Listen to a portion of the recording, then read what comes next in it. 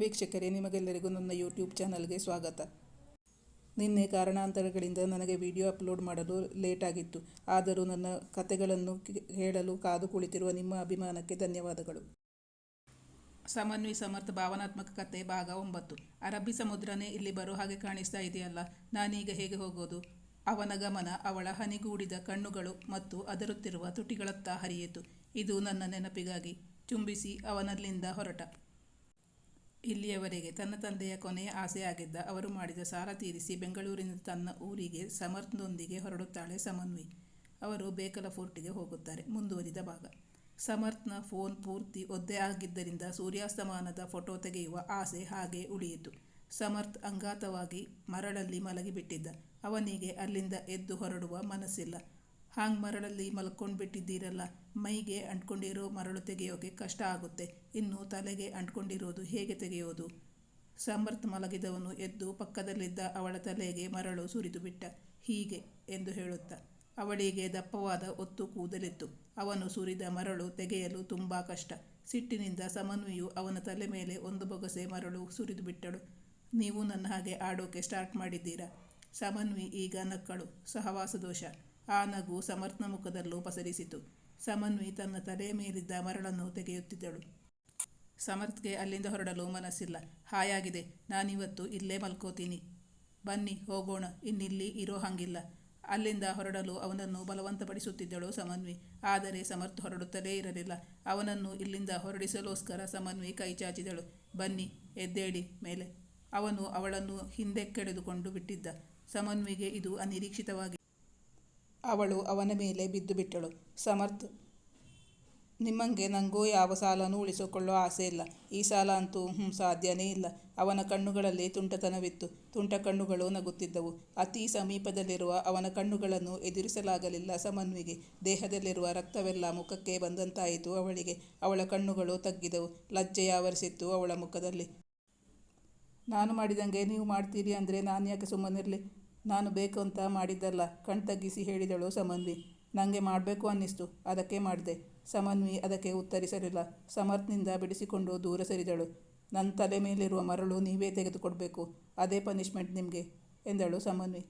ಅದೇ ಪನಿಷ್ಮೆಂಟು ನಿಮಗೂ ಅನ್ವಯಿಸುತ್ತೆ ಅಲ್ವಾ? ಅವಳತ್ತ ನೋಟ ಬೀರಿದ ಸಮರ್ಥ್. ಅವಳನ್ನು ಬಿಡಲಿಲ್ಲ. ಸಮನ್ವಿ ನಕ್ಕಳು. ನನಗೆ ಅದೇ ಬೆಸ್ಟ್. ನನ್ನ ತಲೆಯಲ್ಲಿರೋ ಮರಳು ತೆಗೆಯೋದು ತುಂಬ ಕಷ್ಟ. ನಿಮ್ಮ ತಲೆಯಲ್ಲಿರೋ ಮರಳು ತೆಗೆಯೋದು ಸುಲಭ. ಆಯಿತು, ಮಾಡ್ತೀನಿ, ನಿಮ್ಮ ಸೇವೆಗೆ ಸದಾ ಸಿದ್ಧ. ಅವನು ಒಪ್ಪಿಕೊಂಡ. ಆಗಲೇ ಸಂಜೆಗತ್ತಲು ಆವರಿಸಲಾರಂಭಿಸಿತ್ತು. ಎಲ್ಲರೂ ಬೀಚ್ನಿಂದ ಹೊರಡುತ್ತಿದ್ದರು. ಇನ್ನು ಮೈ ಮೇಲಿರೋ ಮರಳು ತೆಗೆಯೋ ಕೆಲಸ ಬಾಕಿ ಇತ್ತು. ಸುಂದರ ಕ್ಷಣಗಳನ್ನು ಕಳೆದಿದ್ದರು ಬೀಚ್ನಲ್ಲಿ. ನಾಳೆ ನಾನು ಅರ್ಲಿ ಮಾರ್ನಿಂಗ್ ಹೋಗ್ತೀನಿ.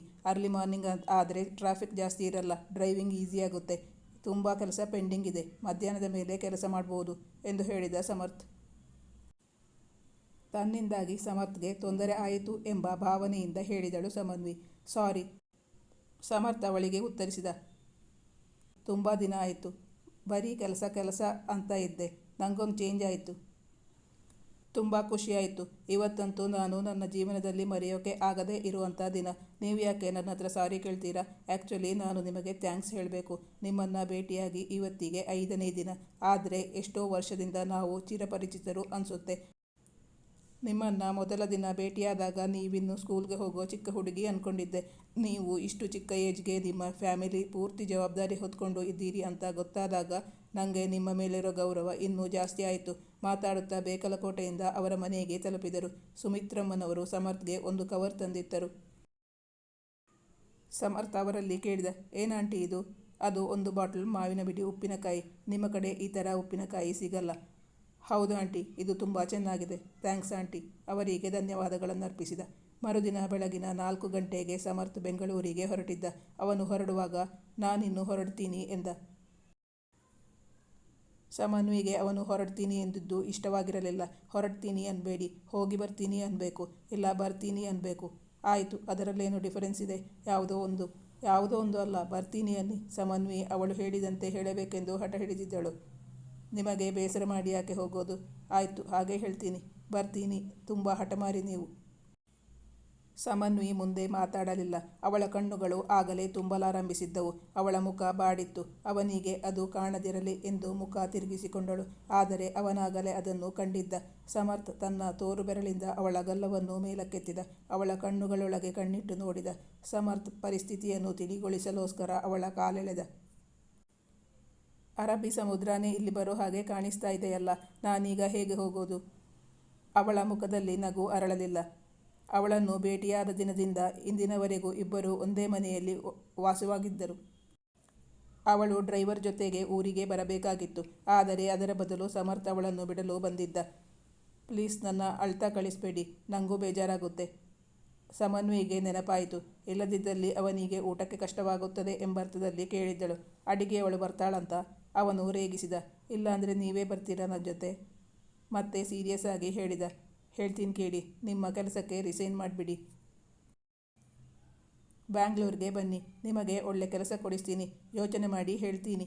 ನಂಗಲ್ಲಿ ಪರಿಚಯದವರು ಯಾರೂ ಇಲ್ಲ, ನಮ್ಮ ಸಂಬಂಧಿಕರು ಯಾರೂ ಇಲ್ಲ. ಮತ್ತೆ ನಾನಿಲ್ವಾ? ಪರಿಚಯ ಇಲ್ಲದೆ ಇರುವಾಗಲೇ ಬಂದು ನನ್ನ ಜೊತೆ ಇದ್ರಿ. ಈಗ ಪರಿಚಯ ಆಗಿದೆ, ಮತ್ತೇನು ಯೋಚನೆ? ಇಂಥ ವಿಷಯಗಳಲ್ಲಿ ಜಾಸ್ತಿ ಯೋಚನೆ ಮಾಡೋಕೆ ಹೋಗಬಾರ್ದು. ನಾನು ನಿಮ್ಮನ್ನು ಬಲವಂತ ಮಾಡ್ತಿದ್ದೀನಿ ಅಂದ್ಕೊಂಡ್ರೂ ಪರವಾಗಿಲ್ಲ, ನೀವು ಬರಬೇಕು ಅಷ್ಟೇ. ಈಗ ಅವನ ಗಮನ ಅವಳ ಹನಿಗೂಡಿದ ಕಣ್ಣುಗಳ ಮತ್ತು ಅದರುತ್ತಿರುವ ತುಟಿಗಳತ್ತ ಹರಿಯಿತು. ಇದು ನನ್ನ ನೆನಪಿಗಾಗಿ. ಅವಳ 2 ಕೆನ್ನೆಗಳನ್ನು ಚುಂಬಿಸಿ ಅವನಲ್ಲಿಂದ ಹೊರಟ. ತಲುಪಿದ ತಕ್ಷಣ ಫೋನ್ ಮಾಡಿ ಎಂದಳು ಸಮನ್ವಿ. ಆಯಿತು, ಅವನು ಒಪ್ಪಿಕೊಂಡ. ಇಬ್ಬರು ವಿರಹ ವೇದನೆಯನ್ನು ಅನುಭವಿಸುತ್ತಿದ್ದರು. ಕಾರು ಮರೆಯಾಗುವವರೆಗೂ ನೋಡುತ್ತಲೇ ನಿಂತಿದ್ದಳು ಸಮನ್ವಿ. ಬಳಿಕ ಭಾರವಾದ ಹೆಜ್ಜೆಗಳನ್ನಿಡುತ್ತಾ ಮನೆಯತ್ತ ಹೊರಟಳು. ಸಮರ್ಥ್ ನಿರ್ಗಮಿಸಿದ ಮೇಲೆ ತನ್ನ ಮನ ಎರಡೂ ಖಾಲಿಯಾದ ಅನುಭವವಾಗಿತ್ತು. ಯಾವ ಕೆಲಸ ಮಾಡಲು ಉತ್ಸಾಹವಿರಲಿಲ್ಲ. ಅವನೊಂದಿಗೆ ಕಳೆದ ಕ್ಷಣಗಳನ್ನು ಮೆಲುಕು ಹಾಕತೊಡಗಿದಳು ಸಮನ್ವಿ. ಇತ್ತ ಸಮರ್ಥ್ನ ಸ್ಥಿತಿಯೂ ಇದಕ್ಕಿಂತ ಭಿನ್ನವಾಗಿರಲಿಲ್ಲ. ಕಳೆದ ಕ್ಷಣಗಳನ್ನು ಮೆಲುಕು ಹಾಕತೊಡಗಿದ್ದ ಅವನು. ಅದೊಂದು ದಿನ ಸಮನ್ವಿ ಮಂಗಳೂರಿನಲ್ಲಿದ್ದಾಗ ಅವಳ ಅಕ್ಕ ಮತ್ತು ಭಾವ ಮತ್ತಿಬ್ಬರು ಮಕ್ಕಳು ಮನೆಗೆ ಬಂದಿದ್ದರು. ಭಾವ ಅನಂತ ಸ್ವಭಾವತಃ ಒಳ್ಳೆಯ ಮನುಷ್ಯನಾಗಿರಲಿಲ್ಲ. ಸ್ವಾರ್ಥಿ, ಕೆಲಸ ಮಾಡಲು ಉದಾಸೀನ ಪ್ರವೃತ್ತಿಯವನಾಗಿದ್ದ. ಅನಂತ ಅವರ ಮನೆಗೆ ಬಂದಾಗಲೆಲ್ಲ ಸಮಯ ಸಾಧಿಸಿ ಸಮನ್ವಿಯ ಮೈ ಮುಟ್ಟಲೋ, ಕೆನ್ನೆ ಸವರಲೋ, ಪಕ್ಕದಲ್ಲಿ ಕುಳಿತುಕೊಳ್ಳಲೋ ಪ್ರಯತ್ನಿಸುತ್ತಿದ್ದ. ಸಮನ್ವಿಗೆ ಇದು ಸರಿ ಬರುತ್ತಿರಲಿಲ್ಲ. ಆಡುವಂತಿಲ್ಲ, ಅನುಭವಿಸುವಂತಿಲ್ಲ. ಆಗಾಗ ಸಮನ್ವಿಯ ಬಳಿ ದುಡ್ಡು ಪಡೆಯುತ್ತಿದ್ದ. ಅವನಿಗೆ ಸಮನ್ವಿಯ ಬಳಿ ದುಡ್ಡು ಕೇಳಲು ಸ್ವಲ್ಪವೂ ನಾಚಿಕೆ ಆಗುತ್ತಿರಲಿಲ್ಲ. ಕೆಲವು ದುಶ್ಚಟಗಳನ್ನು ಮೈಗಂಟಿಸಿಕೊಂಡಿದ್ದ. ಸರಿಯಾಗಿ ಕೆಲಸಕ್ಕೆ ಹೋಗದೆ ಇದ್ದ ಕೆಲಸವನ್ನು ಕಳೆದುಕೊಂಡಿದ್ದ. ಈಗ ಸಮನ್ವಿಯವರ ಮನೆಯನ್ನು ತನ್ನ ಹೆಸರಿಗೆ ವರ್ಗಾವಣೆ ಮಾಡಿಕೊಡಬೇಕೆಂದು, ಇಲ್ಲದಿದ್ದಲ್ಲಿ ಪತ್ನಿಗೆ ಡೈವೋರ್ಸ್ ಕೊಡುವುದಾಗಿಯೂ ಸುಮಿತ್ರಮ್ಮನವರ ಬಳಿ ಬಂದು ಹೆದರಿಸುತ್ತಿದ್ದ. ಅಂದು ಅದೇ ಕೆಲಸಕ್ಕೆ ಬಂದಿದ್ದರು. ಸುಮಿತ್ರಮ್ಮನವರು ದೊಡ್ಡ ಮಗಳ ಜೀವನದ ಬಗ್ಗೆ ಯೋಚನೆ ಮಾಡುತ್ತಿದ್ದರು. ಸುಮ್ಮನಾಗೆ ಕೆಲಸವಿರಲಿಲ್ಲ. ವಿದ್ಯಾಭ್ಯಾಸವೂ ಅಷ್ಟಾಗಿ ಇರಲಿಲ್ಲ. ಸಮಾಜವನ್ನು ಎದುರಿಸುವ ಧೈರ್ಯವೂ ಇರಲಿಲ್ಲ. ಅವಳ ಜೀವನ ಹಾಳಾಗಬಾರದು ಎಂದು ಈ ಮನೆಯನ್ನು ಅವರ ಹೆಸರಿಗೆ ವರ್ಗಾವಣೆ ಮಾಡಲು ನಿಶ್ಚಯಿಸಿದ್ದರು ಸುಮಿತ್ರಮ್ಮ. ಸಮನ್ವಿಗೆ ಅದು ಹಿರಿಯರು ಬಾಳಿ ಬದುಕಿದ ಮನೆ ಎಂಬ ಭಾವನಾತ್ಮಕ ಸಂಬಂಧವಿತ್ತು. ಆಸ್ತಿಯ ಮೇಲಾಗಲಿ ಮನೆಯ ಮೇಲಾಗಲಿ ಯಾವುದೇ ವ್ಯಾಮೋಹ ಇರಲಿಲ್ಲ. ಈ ಮನೆ ಅಕ್ಕನ ಹೆಸರಿಗೆ ಮಾಡುವುದರಿಂದ ಅಕ್ಕನ ಜೀವನ ಸರಿಹೋಗುವುದಾದರೆ ತನ್ನದೇನೂ ಅಭ್ಯಂತರವಿಲ್ಲ ಎಂದು ಹೇಳಿದಳು ಸಮನ್ವಿ. ಅಕ್ಕ ಮಾತ್ರವಲ್ಲ, ಇಬ್ಬರು ಮಕ್ಕಳು ಇದ್ದರು. ಅವರ ಬಗ್ಗೆ ಕೂಡ ಯೋಚನೆ ಮಾಡಬೇಕಾಗಿತ್ತು ಅವಳು. ಅವಳಿಗೆ ವಿದ್ಯಾಭ್ಯಾಸವಿತ್ತು, ಕೆಲಸವಿತ್ತು. ಆದ್ದರಿಂದ ಆ ಮನೆಯನ್ನು ಭಾವನ ಹೆಸರಿಗೆ ಬೇಡ, ಅಕ್ಕನ ಹೆಸರಿಗೆ ಬರೆಯೋಣ ಎಂದು ತಾಯಿಯಲ್ಲಿ ಹೇಳಿದಳು. ಮತ್ತೊಂದು ವಾರದಲ್ಲಿ ಆಸ್ತಿಯನ್ನು ಅಕ್ಕನ ಹೆಸರಿಗೆ ವರ್ಗಾವಣೆ ಮಾಡಿಸಿದ್ದರು. ಆ ದಿನ ಸಮನ್ವಿಗೆ ಸಮರ್ಥ್ನ ನೆನಪು ತುಂಬ ಆಗುತ್ತಿತ್ತು. ಅಂದು ಇಲ್ಲಿಂದ ಹೋದ ದಿನ ತಲುಪಿದ ತಕ್ಷಣ ಕರೆ ಮಾಡಿದ್ದ. ಅದಾದ ಮೇಲೆ 2 ದಿನಕ್ಕೊಮ್ಮೆ ಆದರೂ ಕರೆ ಮಾಡುತ್ತಿದ್ದ. ಸಮನ್ವಿಯಾಗಿ ಯಾವತ್ತೂ ಅವನಿಗೆ ಕರೆ ಮಾಡುತ್ತಿರಲಿಲ್ಲ. ಆದರೆ ಇಂದೇಕೋ ತುಂಬ ಬೇಸರದಲ್ಲಿದ್ದಳು. ಅವನಿಗೆ ಕರೆ ಮಾಡಿದಳು. ಆದರೆ ಅವನು ಕರೆ ಸ್ವೀಕರಿಸಲಿಲ್ಲ. ಕಳೆದ ಬಾರಿ ಅವನು ಕರೆ ಮಾಡಿದ್ದಾಗ ತಿಳಿಸಿದ್ದ, ಯಾವುದೋ ಒಂದು ದೊಡ್ಡ ಪ್ರಾಜೆಕ್ಟ್ ಸಿಕ್ಕಿದೆ, ತುಂಬ ಬ್ಯುಸಿಯಾಗಿದ್ದೇನೆ ಎಂದು. ಸಮರ್ಥ್ ಅವಳ ಕರೆ ಸ್ವೀಕರಿಸದಿದ್ದದ್ದು ಸಮನ್ವಿಯ ಬೇಸರ ಇನ್ನೂ ಹೆಚ್ಚಾಗಲು ಕಾರಣವಾಯಿತು. ಮತ್ತೊಮ್ಮೆ ಕರೆ ಮಾಡಿ ನೋಡಿದಳು. ಅವನು ಕರೆ ಸ್ವೀಕರಿಸುತ್ತಿರಲಿಲ್ಲ. ಅವನು ತನ್ನನ್ನು ಮರೆತಿರುವನೇನೋ ಎಂದು ಭಾವಿಸಿದಳು. ಹಾಗೆನಿಸಿದಾಗ ಅವಳಿಗೆ ಇನ್ನಿಲ್ಲದ ದುಃಖವಾಗಿತ್ತು. ರಾತ್ರಿ ಊಟ ಮುಗಿಸಿ ಮಲಗಿಬಿಟ್ಟಿದ್ದಳು. ಅವಳಿಗೆ ನಿದ್ದೆ ಬಂದಿರಲಿಲ್ಲ. ರಾತ್ರಿ 11:30 ಗಂಟೆಗೆ ಕರೆ ಮಾಡಿದ್ದ ಸಮರ್ಥ್. ಕರೆ ಸ್ವೀಕರಿಸಿ ಹಲೋ ಎಂದಳು ಸಮನ್ವಿ. ಹಲೋ ಸಮನ್ವಿ, ಹೇಗಿದ್ದೀಯಾ? ಮೊದಲು ಸಾರಿ ಹೇಳ್ತೀನಿ, ತುಂಬ ಬ್ಯುಸಿಯಾಗಿದ್ದೆ. ಆಗ ಫೋನ್ ಪಿಕ್ ಮಾಡಲಿಕ್ಕೆ ಆಗಲಿಲ್ಲ. ಇವತ್ತಾದರೂ ನನ್ನ ನೆನಪಿಸಿಕೊಂಡ್ಯಲ್ಲ, ನನಗೆ ತುಂಬ ಖುಷಿಯಾಗ್ತಾ ಇದೆ. ಸುಮ್ಮನೆ ನೀನು ಕಾಲ್ ಮಾಡೋಳೇ ಅಲ್ಲ. ಫೋನ್ ಮಾಡಿದ್ದಕ್ಕೆ ಕಾರಣ ಹೇಳು. ಅವನೀಗ ಅವಳನ್ನು ಏಕವಚನದಲ್ಲಿ ಮಾತಾಡಿಸುತ್ತಿದ್ದ. ನಾನು ಚೆನ್ನಾಗಿದ್ದೀನಿ, ನೀವು ಹೇಗಿದ್ದೀರಾ? ನೀವು ಮಂಗಳೂರಿಗೆ ಬಂದಾಗ ಬರ್ತೀನಿ ಅಂದ್ರಿ, ನಮ್ಮಲ್ಲಿ ಬಂದೇ ಇಲ್ಲ. ನನ್ನ ಮರೆತು ಬಿಟ್ರೇನೋ ಅಂದ್ಕೊಂಡೆ. ಓ, ಅದಾ ವಿಷಯ. ಎಲ್ಲಾದರೂ ಉಂಟಾ? ನಾನು ಬಂದಿದ್ರೆ ಖಂಡಿತ ನಿಮ್ಮನ್ನು ಮೀಟ್ ಮಾಡ್ತಿದ್ದೆ.